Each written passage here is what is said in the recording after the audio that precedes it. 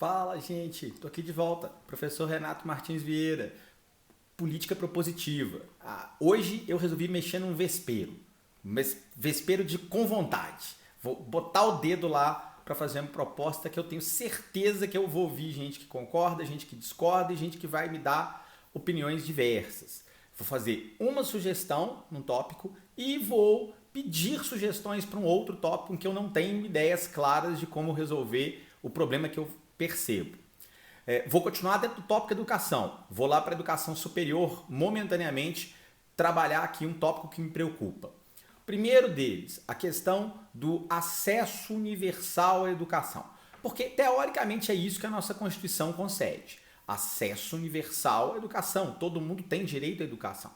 Só que no Brasil a gente esbarra numa barreira. Enquanto a gente está falando da educação básica e fundamental, nós temos as escolas públicas, já discutimos até em outros vídeos isso, e temos que discutir no tempo modelos de educação que funcionem e que façam essa educação ser real. Né? A educação não é só colocar a criança dentro da escola. Mas a minha preocupação passa a ser na hora que acaba essa primeira fase. E a criança, né, agora já adolescente, quase adulto, está indo para a faculdade. Já não há mais nesse momento a lógica do ensino universal. Não tem como haver. Não haveria como o Estado, nem o brasileiro, nem nenhum Estado do mundo, fornecer faculdades suficientes para todo mundo. E como eu já discuti em outros vídeos, nem acho que deva acontecer isso, porque não adianta eu fornecer o ensino superior e eu não ter depois a colocação de trabalho para aquelas pessoas. Nós temos que ter uma distribuição de faculdades mais inteligente. Mas também não é isso que eu quero discutir agora. Eu quero discutir essa universalidade do acesso. O acesso não é universal. O acesso das escolas de ensino superior públicas são restritos. Um percentual bem pequeno da população brasileira tem acesso a ela. E nós temos N críticas nesse meio do caminho pelo fato de que quem acaba passando no vestibular, quem acaba tendo as melhores notas no Enem para entrar nessas faculdades, ficam sendo quem? Ficam sendo aqueles alunos que vêm das melhores escolas. E as melhores escolas são privadas. Então nós temos um sistema de ensino que, de certa maneira, ele privilegia quem pode pagar a escola particular até um determinado momento, e aí ela migra para uma escola pública onde estão os melhores alunos para fazer um curso superior. Enquanto aqueles que são de escola pública ficam boa parte do tempo na escola pública e quando se formam, muitas vezes têm que buscar uma escola particular para fazerem o seu ensino superior. E não me parece o melhor sistema nos dois mundos, mas eu não consigo ver uma solução clara para como fazer esse equilíbrio. Sistema de cotas, eu vou falar disso daqui a pouco, que é o problema que eu quero arrumar uma solução. Não acho que seja solução, ele é band-aid. Mas nós precisamos ter algo que funcione aqui. Eu acredito que o que pode funcionar para esse sistema dar uma melhorada seria, já que nossas escolas de ensino superior públicas, elas não são pagas, que quem as cursasse fosse obrigado a devolver algo para a sociedade. Por quê? Por que eu estou pensando nisso como uma solução? E o que eu estou pensando como devolver algo para a sociedade? Um período de tempo após a formatura desse indivíduo, não importa em que curso seja, ele seria obrigado a trabalhar de graça para a sociedade. Não é de graça, ele está devolvendo o custo do curso superior dele. Então vamos imaginar que o indivíduo lá se formou em medicina. Perfeito. Formado em medicina durante 2, 3 anos, metade do período do curso que ele tenha cursado. Medicina são 6 anos, então vamos imaginar metade do prazo do curso. Durante 3 anos, ele é obrigado a conceder um dia dele de atendimento, um dia só. Os outros 4 dias da semana ele pode atender quem ele quiser, mas durante um dia da semana ele vai atender em um hospital público, na especialidade dele, de maneira absolutamente gratuita, não vai receber nada por isso, nem um centavo, nem um vale transporte ele não vai receber. Ele vai simplesmente trabalhar para pagar pela educação superior que ele teve. Isso vai fazer com que se regresse para a sociedade, pelo menos, o esforço financeiro que é feito para manter uma educação que não é universal. Porque essa educação ela é contida, ela é uma educação fornecida só para alguns indivíduos da sociedade, não para a sociedade como um todo. Ah, mas todo mundo pode fazer o vestibular. Isso não é acesso universal. Não haveria educação universal de primeiro grau se eu fizesse um sorteio e a cada 10 crianças, 5 tivessem acesso à educação e 5 não. Não é acesso universal. Acesso universal todo mundo poder usar. Então, já que o acesso não é universal, vamos arrumar um sistema de devolução. Esse sistema de devolução, naturalmente, já poderia afastar, eventualmente, alguns alunos das universidades federais daqueles que não querem fazer isso, daqueles que estão ali porque querem uma formação para trabalhar depois e estão se lixando para a sociedade que está dando educação para eles.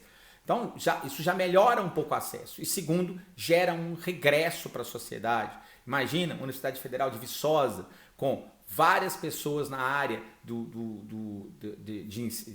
estudo, pesquisa, dentro da produção agrícola, desenvolvimento de novas técnicas, ficando durante 1, 2 anos à disposição no Brasil inteiro. Claro que se você vai deslocar a pessoa de um estado para outro para fazer esse trabalho voluntário, a gente pode ter outros sistemas. Vamos imaginar nesse caso um agrônomo, um engenheiro agrônomo, formado em Viçosa. Não vai ser na região de Viçosa que nós vamos precisar de todos. Mas você pode pegar um desses indivíduos e oferecer para ele, olha, em vez de ser 2 anos de serviço uma vez por semana, e se a gente te pagar passagem, hospedagem, alimentação, e você ficar no norte do Pará, lá onde nós precisamos de alguém disso, durante 6 meses, ou durante 3 meses. Ainda que se pague para essa pessoa também, além das despesas básicas, um salário pequeno, menor do que seria pago em outras circunstâncias para ele ficar lá. Isso é muito interessante. Primeiro, como falei, regressa à sociedade. Segundo, ainda há uma coisa mais legal. Você dá para esse indivíduo que acabou de se formar uma certa experiência prática e às vezes um mercado de trabalho dele. Imagina ele lá para o norte do Pará, ficar lá durante 4, 5, 6 meses, a produção lá estourar de melhorar por causa da presença dele, todos os produtores locais perceberem que é interessante tê-lo lá, ele gostar da região e ele é contratado. Já fica lá de uma vez e vai desenvolver um trabalho numa região que seria interessante. Não é difícil fazer esse tipo de coisa e me parece muito razoável, já que eu estou escolhendo quem é que vai ter acesso à educação superior e quem não vai. Segunda coisa que eu queria, e aí não é mais uma sugestão igual a primeira, é levantar uma peteca aqui, que é mais polêmica do que a primeira, para vocês me darem algumas ideias, que é a questão dos sistemas de cotas para acesso às universidades. Não estou dizendo e não sou doido de falar que eu sou contra um sistema de cotas, porque eu não sou.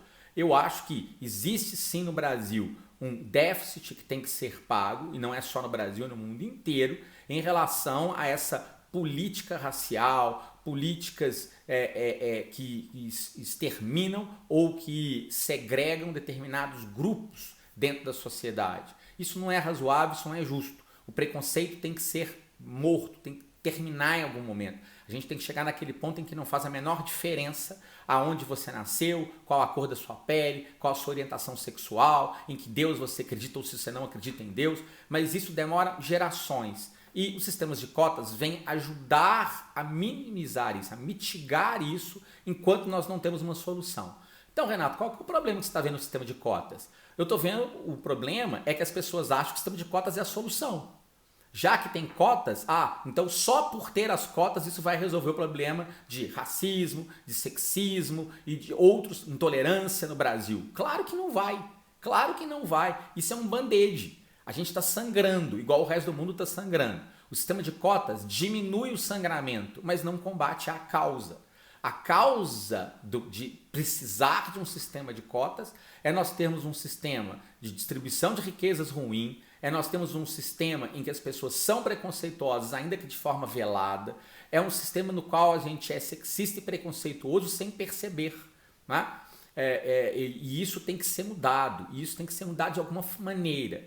E não bastam só ações individuais, precisamos de ações públicas. E aí que entra o meu pedido de ajuda para sugestões. Que ações públicas a gente poderia ter que não sejam criar sistemas de cotas, criar sistemas de benefícios, criar sistemas... Não. Que forma de ações ativas mesmo, não são mitigadoras, mas ações ativas que a gente poderia ter para que um dia se chegue a não necessitar mais um sistema de cotas.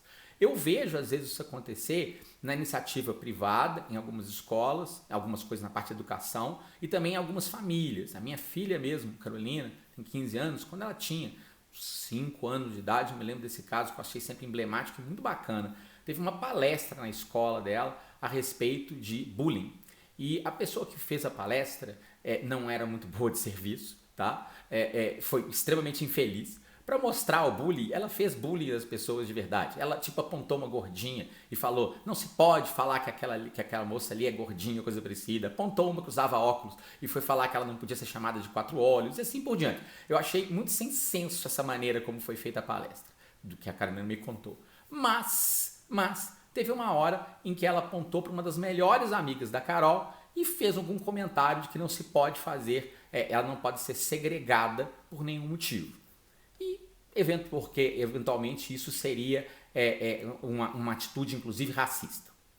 Com a Carolina, quando eu fui buscar ela na escola, ela me perguntou o que significava essa questão de racismo. Eu tentei explicar para ela historicamente, tentei explicar para ela através de exemplos, ela continuava não entendendo. Quando eu percebi que ela era muito pequena para entender isso, eu perguntei por que ela estava querendo, qual era a dúvida dela sobre o racismo. E ela me contou esse caso todo e falou, e eu não entendi, porque na hora que a professora lá da palestra apontou para a Júlia e falou que iam tratá-la diferente, porque se tratá-la diferente será uma forma de racismo, ela olhou para mim e perguntou, e o que a Júlia tem de diferente de mim? Eu não consegui ver, porque ela viu a gordinha, ela viu a menina com os óculos, ela entendeu que elas eram, entre aspas, diferentes dela.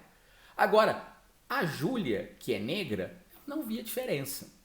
Eu sempre achei esse caso o mal barato do planeta Terra, porque isto mostra o que é o fim de uma política racista. Na hora que as crianças crescerem e nós tivermos crianças que todas pensem e vejam o mundo como a Carolina vê, ou seja, ela olha para a amiga dela e ela é incapaz de perceber que a cor da pele da amiga é diferente dela, e ela é incapaz de perceber que isso seria motivo para qualquer forma de preconceito, nós não vamos mais precisar de nenhum sistema de cotas. Agora a questão é, que tipo de política pública pode ser implantada para isso? Porque eu vou repetir, falar que nós precisamos de sistemas de cotas, obrigar as pessoas a se misturarem, falar que é crime a intolerância, falar que é crime o racismo, isso são sempre esparadrapos, são sempre mitigadores, são sempre um combate ao efeito, não ao problema. O problema está em como as pessoas pensam. Então, dentro de um ambiente político, e aí que está a grande dificuldade de ter ideias disso. Eu não tenho uma ideia de como fazer isso de verdade. Por isso que eu estou pedindo ajuda para que vocês me ajudem. Como que a gente poderia trabalhar? Como que a gente poderia trabalhar a educação para que desde as primeiras bases da educação e daí para diante a gente consiga fazer com que as nossas crianças, que as gerações futuras pensem no outro como um igual, não importando a cor da pele, não importando orientação sexual, não importando orientação religiosa, não importando origem, não importando nada. Quem tiver sugestões sobre isso, eu agradeço para a gente poder discutir isso. Eu falei que era um vespeiro, eu acho que é um vespeiro. Mas vamos ver quantas ferroadas eu tomo e quantas sugestões a gente consegue nesse vídeo de hoje, tá? Muito obrigado por ter assistido de novo. Que é professor Renato Martins Vieira, esse é o Política Propositiva, tentando encontrar soluções para as coisas que a gente pensa que não funcionam.